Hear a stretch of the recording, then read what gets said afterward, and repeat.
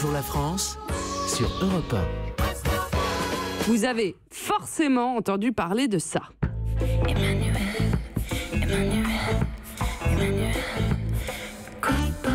Gainsbourg, Goodbye Emmanuel, de la bande originale du film érotique du même nom.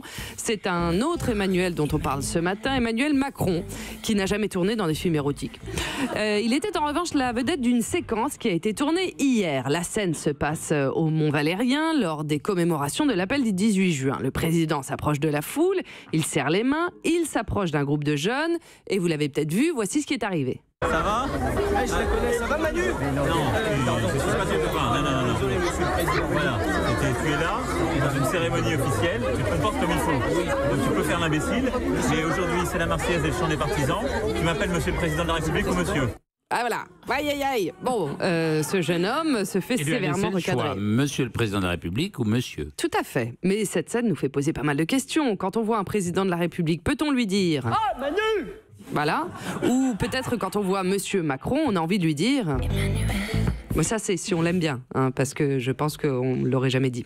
En revanche, on n'aurait jamais dit... Hé, Francky! À François Mitterrand. Est-ce qu'on aurait osé dire, par exemple, je sais pas, à Valéry Giscard d'Estaing? Ça gaze, Valou? Non, ou alors à Charles de Gaulle? Ça va, mon Charlie? Voilà, je crois que non.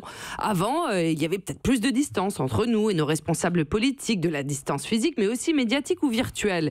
Mais lors de la campagne présidentielle, Emmanuel Macron a tourné une séquence sur Snapchat avec un filtre rigolo qui lui a transformé le visage. Je ne sais pas si vous vous souvenez. Est-ce qu'on aurait eu la même révérence pour le général de Gaulle s'il avait enregistré l'appel du 18 juin sur Snapchat avec un filtre qui le transforme en Droupi? Matou, Bertie, Ariello, je ne sais pas, vous en dites quoi, vous, de cette histoire de familiarité? Ça vous a plu, ça vous a pas plu? Allez-y, Ariel Wiesman. Non, je vois aucune raison d'être familier avec le président de la République, parce que sinon, il n'y a absolument plus aucune...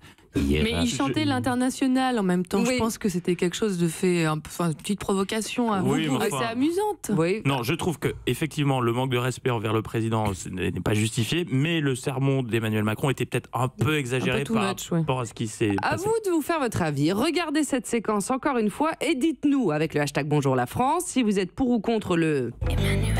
Ou alors le... Manu! Voilà. Europe